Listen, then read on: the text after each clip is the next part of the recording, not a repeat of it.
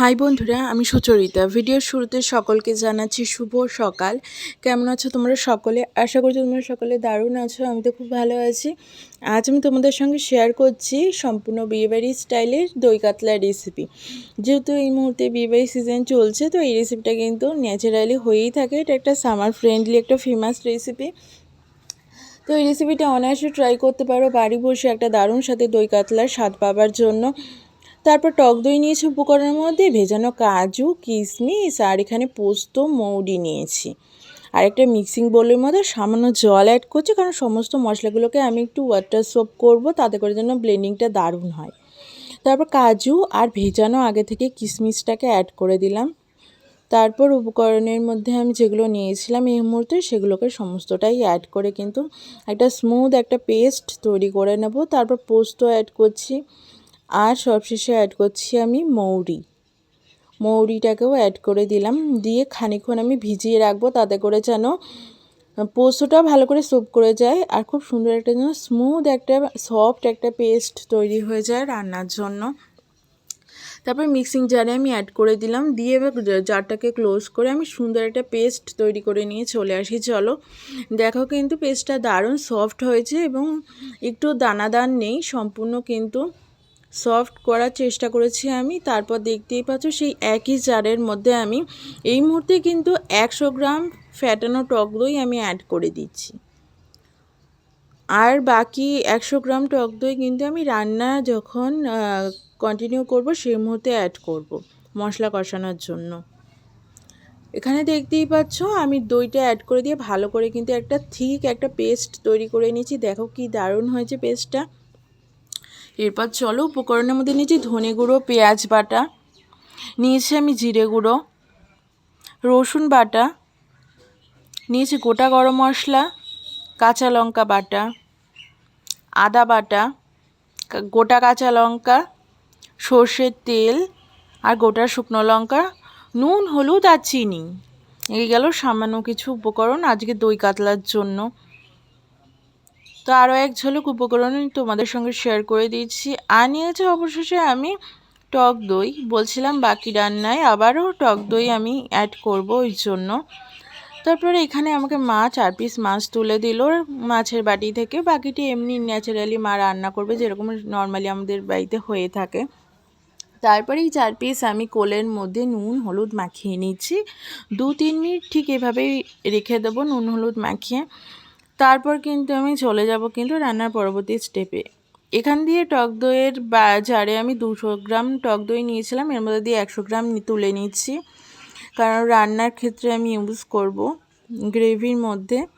তারপর দেখতেই পাচ্ছ টক দইটাকে আমি বাটির মধ্যে নিয়ে নিলাম। তার মধ্যে সামান্য চিনি দিচ্ছি, কারণ টক দইয়ের সেই টক ভাবটাকে ম্যানেজ করবার জন্য, রান্নাটা যেন খুব সুন্দর আসে। যেহেতু মাছের রেসিপি, খুব একটা কিন্তু টক ভাব হলে চলবে না, কিন্তু একটা টক দইয়ের একটা ফ্লেভারও চাই, আবার টক ভাবও চাই না, এইরকম একটা কিন্তু পর্যায়ে তৈরি করতে হবে রেসিপিটাকে। কড়াইয়ের মধ্যে এদিকে আমি পরিমাণ মতো সর্ষের তেল মাছ ভাজার জন্য অ্যাড করে দিয়ে ভালো করে টেলে নিলাম তেলটাকে। এদিকে মাছ ম্যারিনেশন করে নিয়েছিলাম, সেই মাছগুলোকে কিন্তু একে একে ফ্রাই করে তুলে নিচ্ছি। তো দেখো মাছগুলোকে কিন্তু আমি একটু ডিপ ফ্রাই করছি। দই কাতলা কিন্তু ঠিকভাবে করে না, যেহেতু আমি কাঁচা মাছ মানে খেতে পারি না বা হালকা ফ্রাইও খেতে পারি না, ওই জন্য কিন্তু আমি ভেজে তৈরি করছি। তোমরা যারা কাঁচা মাছ খেতে পারো বা লাইট ফ্রাই খেতে পারো, তাদের জন্য এই রান্নাটা কিন্তু আরও সুন্দর কালারফুল হবে আর খুব সুন্দর মাছের কালারটা আসবে। তারপর এখানে দেখতেই পাচ্ছ কিন্তু আমি সর্ষের তেল, ওই একই মাছ ভাজা সর্ষের তেলের মধ্যে গোটা গরম মশলা ক্রাশ করে অ্যাড করলাম, আর কিন্তু গোটা শুকনো লঙ্কাটাকে অ্যাড করে দিলাম।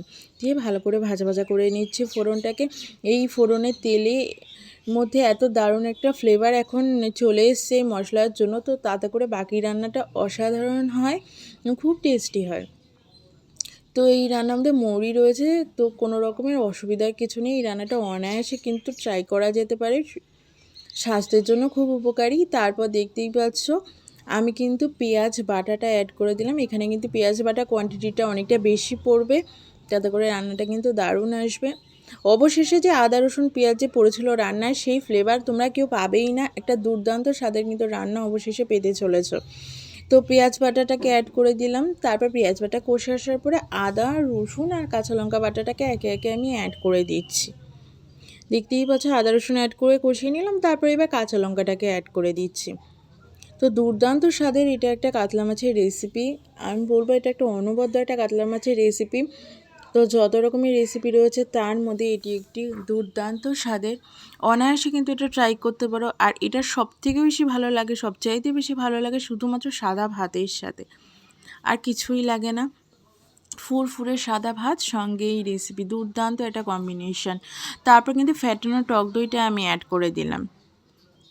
এইদিকে মশলা আমার কষে এসেছে, আদা রসুন পেঁয়াজের কাঁচা ভাব কেটে গিয়ে তেল ছেড়ে দিয়েছিল। সেই সময় কিন্তু আমি টক দই কিন্তু অ্যাড করলাম। কেমন, তোমরাও কিন্তু এই রেসিপিটা সম্পূর্ণ কিন্তু এইভাবে ফলো করে দেখো, দেখবে দুর্দান্ত স্বাদের একটা কাতলা মাছের রেসিপি পাচ্ছ। আর সত্যিই মনে হবে যেন ঘরে বসে একটা বিয়েবাড়ির রেসিপি তোমরা ট্রাই করছো, এতটাই দারুণ এবং টেস্টি রেসিপি।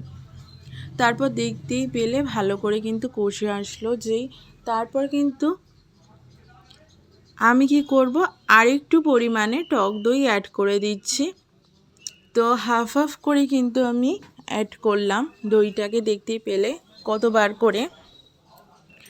তারপর কিন্তু আগে থেকে যেই আমি পেস্টটা তৈরি করে নিয়েছিলাম মিক্সিং জারে, সেই পেস্টটাকে কিন্তু এবার কিন্তু আমি অ্যাড করে দিলাম গ্রেভির মধ্যে, দিয়ে ভালো করে এবার কিন্তু কষিয়ে নেব।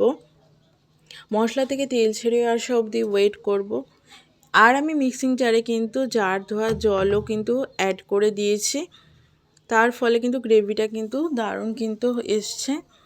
তো দেখতেই পারো গ্রেভিটাকে ভালো করে কিন্তু আমি কষিয়ে নেব। ঘন একটা থিক একটা গ্রেভি হবে।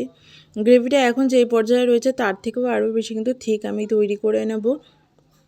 দেখতেই পাচ্ছ খানিকটা কিন্তু আমি সময় নিয়ে কিন্তু গ্রেভিটাকে রান্না করে করে কিন্তু কতটা ছোট করে নিয়েছি দেখতেই পাচ্ছ। আধা কড়াই কিন্তু নিয়ে এসেছি গ্রেভিটাকে আমি কষিয়ে।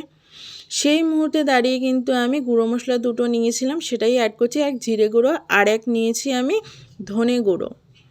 এই দেখো ধনে গুঁড়োটাকেও এবার অ্যাড করে দিচ্ছি। টেস্ট অনুযায়ী, খাবারের কোয়ান্টিটি অনুযায়ী অবশ্যই কিন্তু সমস্ত মশলাপাতি ইউজ করবে, তাতে করে কিন্তু দারুণ স্বাদের রান্না হবে। এখানে দেখতেই পাচ্ছ গুঁড়ো মশলাগুলো দিয়ে আমি গ্রেভিটাকে আর একটু ভালো করে কষিয়ে নিয়ে, দেখতে পাচ্ছ কতটা থিক একটা গ্রেভিতে তৈরি করেছি। এর মুহূর্তে আমি কাঁচা লঙ্কাগুলো অ্যাড করে দিচ্ছি, যাতে করে কিন্তু কাঁচা লঙ্কাগুলো সেদ্ধ হয়ে আসে এবং খুব দারুণ ফ্লেভার আসে। যে কোনো টক দই রেসিপি হোক তার মধ্যে কাঁচা লঙ্কা অবশ্যই অ্যাড করবে, তাতে করে ফ্লেভার কিন্তু দুর্দান্ত স্বাদের আসে। সেটা যেই রেসিপি তোমরা তৈরি করে থাকো না কেন, কাঁচা লঙ্কা বাটা বা কাঁচা লঙ্কা গোটা কাঁচা লঙ্কা খুব খুব দারুণ একটা মাত্রা আনতে সাহায্য করে রান্নার মধ্যে। তারপর এখানে দেখতে পাচ্ছ আমি ভেজে রাখা কাতলা মাছের পেটিগুলোকে একে একে কিন্তু বসিয়ে দিয়েছি গ্রেভির মধ্যে। গ্রেভিটা কতটা ঠিক ছিল তার জন্য মাছগুলো দেখতে পাচ্ছিলে ডুবে যাচ্ছিল না, ভাসছিল। তারপর ভালো করে কিন্তু আমি গ্রেভির মধ্যে মাছগুলোকে কিন্তু আমি মিক্স করে নিচ্ছি, এবং গ্রেভিটা যেন ভালোভাবে মাছের গায়ে অ্যাবজর্ব করে যায় তার জন্য খানিকটা সময় নিয়ে কিন্তু মাছগুলোকে আরেকটু ফুটিয়ে নিচ্ছি। এদিকে মাছ তো আমার সম্পূর্ণ আগে থেকেই তৈরি ছিল, ভাজার জন্য সম্পূর্ণ সেদ্ধ হয়ে গেছিলো। এরপর যেন ভালো করে গ্রেভিটা অ্যাবজর্ব করে তার জন্য আরেকটু ওয়েট করতে হবে। তো দেখো এদিকে রান্না আমার সম্পূর্ণ কমপ্লিট। তো নাবানোর আগে আমি নুন অ্যাড করছি, কারণ সম্পূর্ণ রান্না আমি নুন দিইনি শুরু থেকে।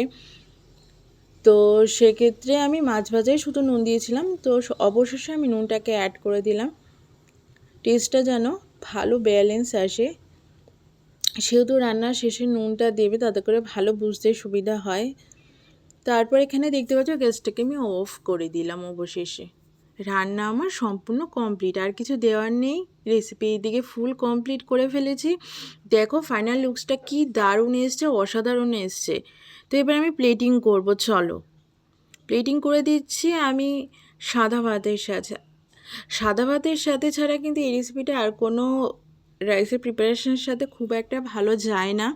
এটাই কিন্তু একটা বেস্ট অপশান। এছাড়া কেউ যদি চাও জিরা রাইস, ফ্রাইড রাইস, তো ট্রাই করতেই পারো। তবে সবচাইতে দারুণ মানায় কিন্তু শুধুমাত্র ঝোড়ো ঝোড়ো সাদা ভাতের সাথে।